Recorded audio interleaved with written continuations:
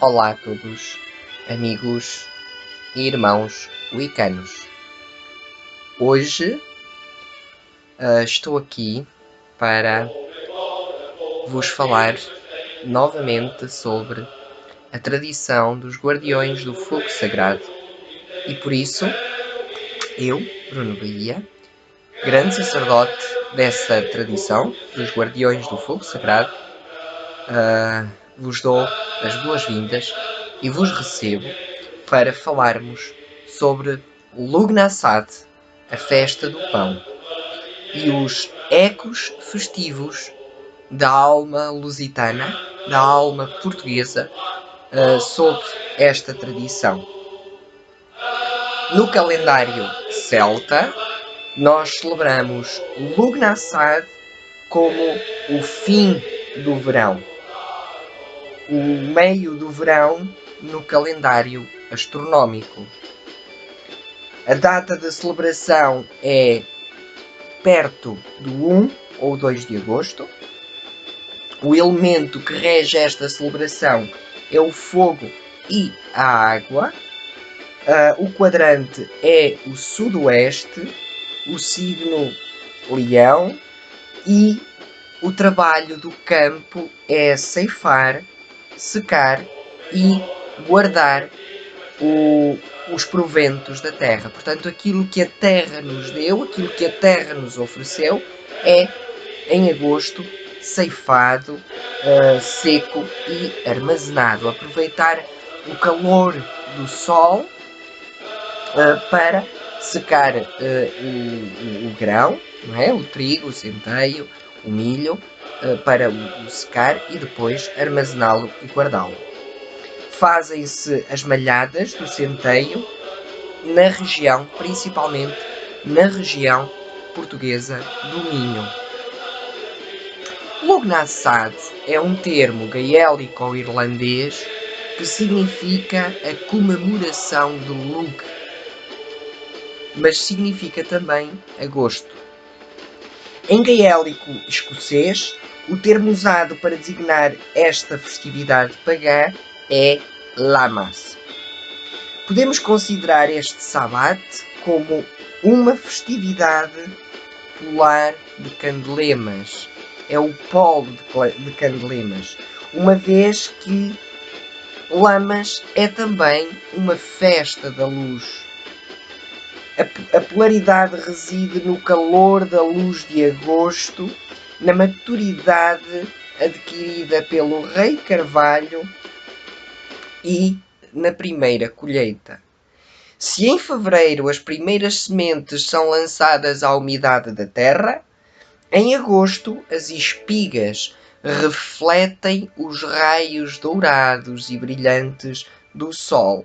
Esta festa era tutelada, portanto tinha o seu tutelar, o seu rei, entre aspas, pelo deus Lugh. Portanto, o deus Lugh é, entre aspas, o padroeiro destas festividades. É o deus da luz e do fogo, conhecido na Espanha por Lugus.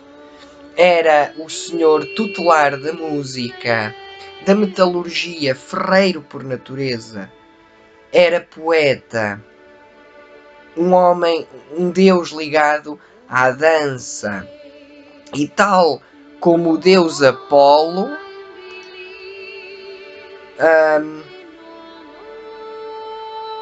é também o portador da luz e está ligado aos deuses portadores da luz.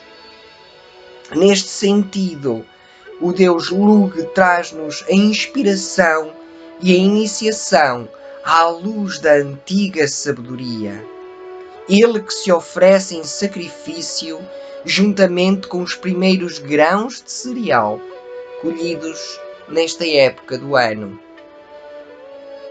tal como o anjo caído. Ele é o rei Carvalho vencido pelo rei Azevinho que reinará, envelhecendo por toda a fase descendente do ano até Iule. Oferecendo-se em sacrifício, este rei destronado aparece na alma humana e traz à alma humana o desejo de refletir, de meditar, de pensar acerca das colheitas que já foram feitas e das colheitas que se farão até Sauém.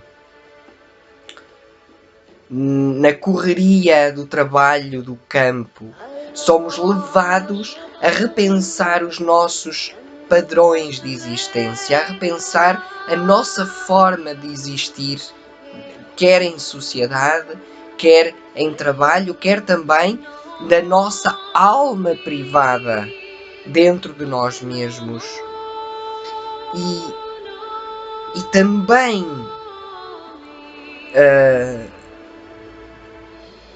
pensar nas nossas conquistas, nos objetivos que nós queremos para o nosso futuro e comungar das primeiras sementeiras que a terra nos oferece e nos entrega num ato despojado, mas num ato de amor.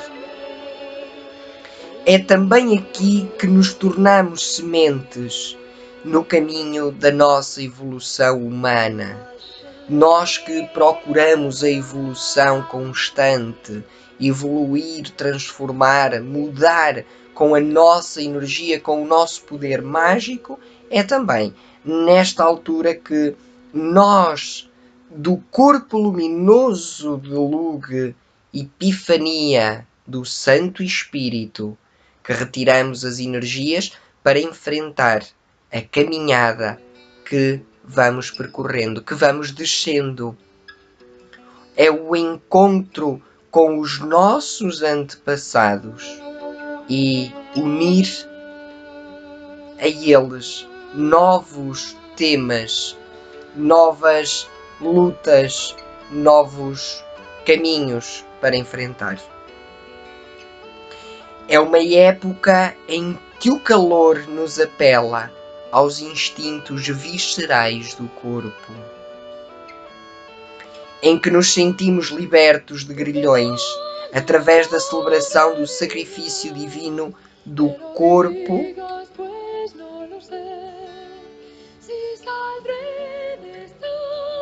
a essa outra luz, a luz que advém de dentro da nossa própria sexualidade.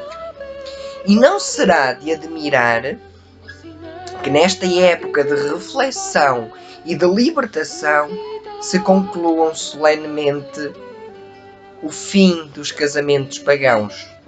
Se em Beltane se honrava a união, em Lughnasadh, ilibados pela morte sacrificial de um ciclo, tudo pode ser dissolvido. Abre-se caminho a novos caminhos, quer na continuidade, quer na interrupção. Com a oferenda da luz, com a oferta desta luz divina, a alma celebra, pelo fogo da vida e do pão, a abertura de novas possibilidades. Então, eu vou-vos falar dos ecos festivos de Portugal, portanto, aquilo que se faz em Portugal. Agosto é o tempo das colheitas dos cereais em Portugal, que terminam em fins de agosto ou inícios de setembro. É um tempo de grande trabalho no campo, muito trabalho e muito calor.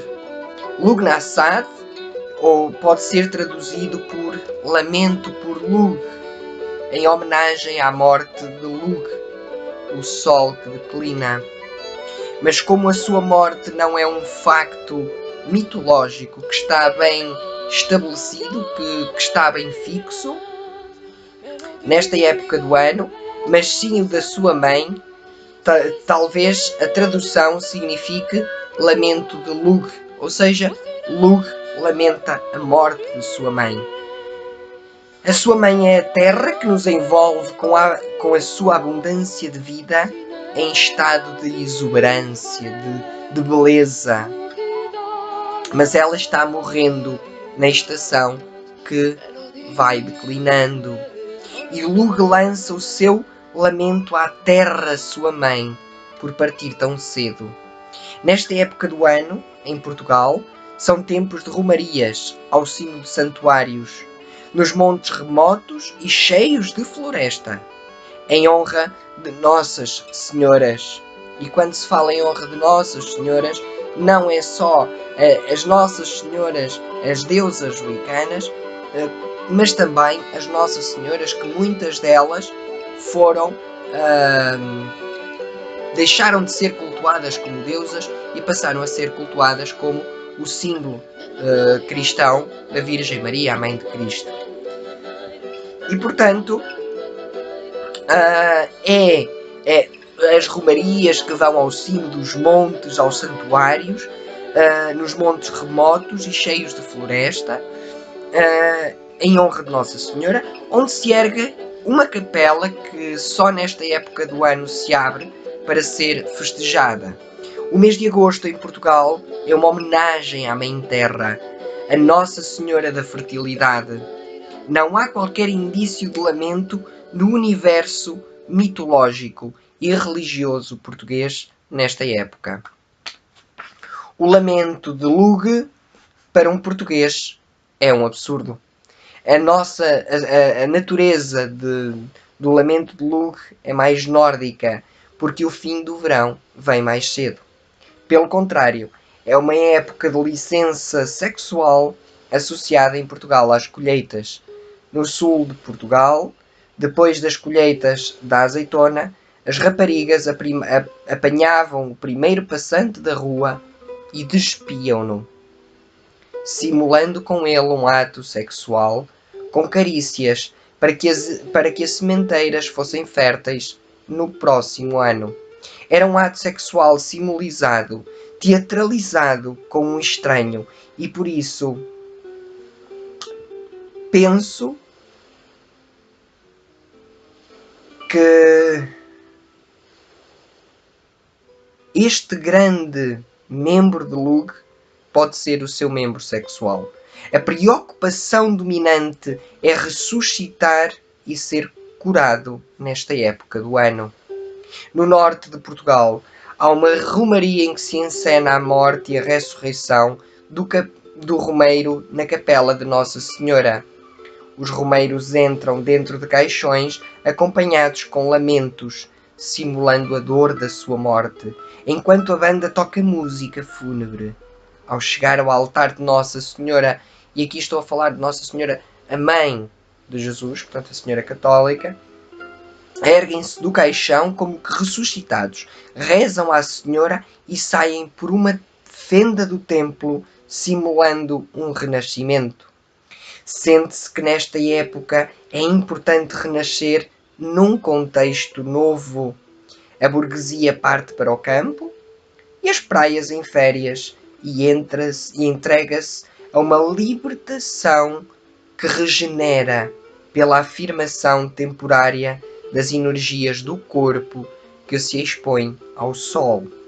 O desejo de receber e retirar a energia do sol é obsessivo no povo português nesta época e atribui-se-lhe propriedades miraculosas pseudocientíficas para legitimar a energia do sol como um ato regenerador, recuperador e curador. O ato moderno de haver um bronzear obsessivo não é apenas um desejo profundo de autotransformação por contacto com as forças do sol, e tem a ver simbolicamente com lamas, a massa do pão, a absorção da energia solar no nosso corpo antes de ele partir para o inverno. A vida do sol é ceifada simbolicamente no cereal. Da mesma forma que o cereal, ao ser ceifado, irá morrer, a vida do sol é também ceifada ao mesmo tempo que as espigas vão sendo cortadas. Portanto, há todo este simbolismo.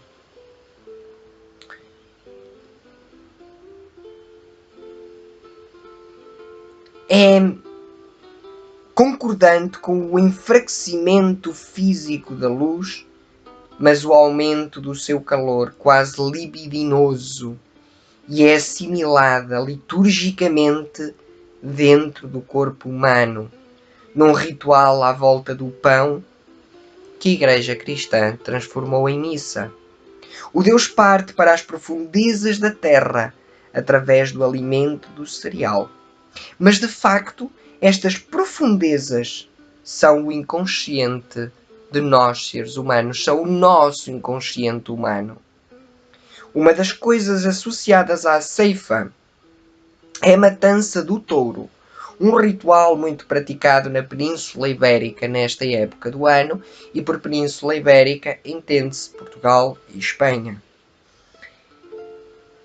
E este ritual chega aos limites do sangrento em Espanha. Portanto, em Espanha ainda é bastante sangrento. A esta matança quase mitriaca está associada a festa de São Jorge, que teria matado o dragão do paganismo e que terá sido introduzida em Portugal na corte de Dom João I, trazida pelo Duque de Lencastre. Procissões com dragões e serpentes gigantescas, fabricadas pelo povo, eram acompanhantes favoritos da procissão, até que medidas civis e eclesiásticas, portanto medidas da Igreja Católica, terminaram com essas figuras. Outra festa portuguesa e curiosa entre nós, portugueses, é a festa dos círios, que são festas à volta de um círio que se transporta como um facho olímpico, como a tocha olímpica, de aldeia em aldeia, num carro de bois e, na atualidade, num automóvel, até ao Santuário da Senhora.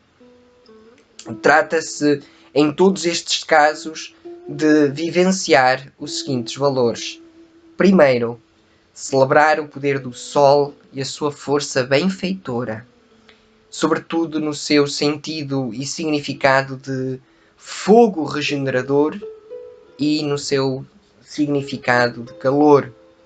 Encarnar o poder dos deuses sob a forma de procissões, onde as pessoas se vestem com a roupa dos santos, numa espécie de assunção de forma, como é praticada na magia cerimonial, porque o sol está no pico e age sobre nós, exaltando as nossas forças cósmicas. Terceiro, celebrar o poder da terra em peregrinações a santuários remotos e inacessíveis, onde há capelas a Nossa Senhora, e entregar-se a uma orgia, entre aspas, cerimonial de comer e beber, misturando este comer e beber com a devoção religiosa. E quarto, ser curado por este encontro pessoal na natureza selvagem ou de sonhos curativos, quer seja na mata, quer seja na igreja. E, portanto, toda esta mistura cerimonial e ritual do povo português, ecos festivos da alma portuguesa que existiu há séculos e que ainda hoje as pessoas, de uma forma tradicional e já ligada também um pouco ao cristianismo, ao catolicismo, ainda continuam a praticar. E agora ouvindo esta música que eu adoro, e que me faz, portanto, esta música que pertence ao filme As Brumas de Avalon, em que no final Morgana entra no mosteiro, entra no convento, e ao ver as pessoas a adorar a Mãe de Cristo, ela diz: a deusa continua, a deusa persiste, numa outra forma, num outro culto, mas é a mesma deusa, é a mesma mãe. E portanto, a ânima portuguesa, que é muito, e agora deixando um pouco de lado esta questão de lamas e portanto fugindo um bocadinho ao tema, mas falando da alma portuguesa, da tradição portuguesa, em que somos um povo muito ligado à Virgem, muito ligado a questões religiosas e atualmente a maioria do povo português é cristão católico, podem ter outras religiões independentes, mas são muito poucos aqueles que não têm uma ligação direta ou indireta com o cristianismo e o catolicismo. Mas é de ressaltar que o povo português, em tempos, noutros locais de culto pagão, ainda hoje resistem esses resíduos. Claro que cristianizados, claro, com uma imagem de Nossa Senhora e mais uma série de identificações cristãs, mas o sentido da mãe wicana, o sentido da mãe, o sentido da deusa permanece ali. Porque o povo português, se calhar mais do que outro povo, mais do que outras comunidades, é mais ligado à mãe de Cristo como mãe, quase como a sua deusa, do que ao próprio Deus, ao próprio Todo-Poderoso. E porque e a desculpa que muita gente arranja e que é curioso ouvir, porque é que eu às vezes costumo conversar com as pessoas sobre religião e pergunto, mas se Cristo é o máximo da fé, se é o santo dos santos por excelência, porquê é que vocês continuam a adorar a Virgem como se ela fosse uma deusa? E as pessoas dizem, porque é mais fácil falar com a mãe. Eu quando tenho algum problema, ou quando os meus filhos têm algum problema, é mais fácil virem falar comigo do que irem falar com o pai. De certa forma é verdade, porque a mãe está sempre mais atenta, mais presente, é mais carinhosa, mais protetora. Embora que a nossa deusa também tenha o seu lado simples e o seu lado selvagem, não é? Mas acaba por ser mais carinhosa e mais protetora. E portanto, o povo português não deixou de todo o culto à deusa, até porque a Virgem Maria para o povo português não é só um símbolo máximo do cristianismo, como também, de uma forma dissimulada, escondida, acaba por ser a deusa, a nossa deusa. Portanto, os símbolos no altar e no ritual de Lamas em Portugal é o pão cozido e sacralizado com símbolos mágicos, no qual não podem faltar. Em Lamas desenha-se o pentagrama no pão, desenha-se o trísculo, desenham-se todos os símbolos celtas que nós conhecemos e que vão tornar santo e sagrado aquele pão. A foice, que é um objeto próprio para cortar o cereal, portanto acaba por ser quase a boline, mas é própria para cortar cereais. A cornucópia da abundância e uma boneca feita de espigas de centeio ou de milho e que é colocada no altar. Também há quem faça as espigas de as cruzes de Brigitte, que vão passar de ano para ano, mas em Portugal as festas são sempre representadas por boneca feita de espigas de centeio ou de milho. As ervas e os frutos que fazem parte do altar e do ritual são todas as ervas e frutos que são o resultado das colheitas, assim como aquelas que excitam a nossa dimensão animal, como o açafrão, o patchouli, o sândalo e o milho, que é colhido, o centeio, a cevada, o trigo, por aí fora. As pedras e gemas que nós usamos são aquelas que permitem desenvolver a capacidade de dar voz aos nossos pensamentos e desejos reprimidos, como por exemplo a azurite, ou aqueles que permitem aliviar estados depressivos, como a sodalite. O tipo apropriado de magia são feitiços de bonecos de cera, feitiços de purificação e rituais de iniciação. E, meus amigos e meus amados, a festa de Lugh é uma festa de alegria em que as artes são exaltadas, todas elas, pois que todas elas dominava. E é também uma festa de despedida, uma vez que o rei Carvalho se despede para dar reinado ao rei Azevinho. Colhem-se os primeiros grãos de cereal, o centeio e o trigo, aqueles que nos darão o sustento pelos meses frios do inverno. E por isso se pede a proteção dos campos que estão por ceifar, nomeadamente os de milho, ao Senhor Negro do ano descendente.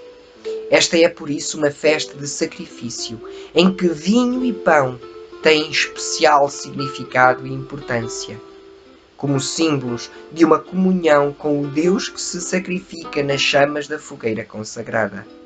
Os frutos silvestres amadurecem com o calor e a luz do sol, e as árvores vergam os seus ramos pelo peso dos seus frutos.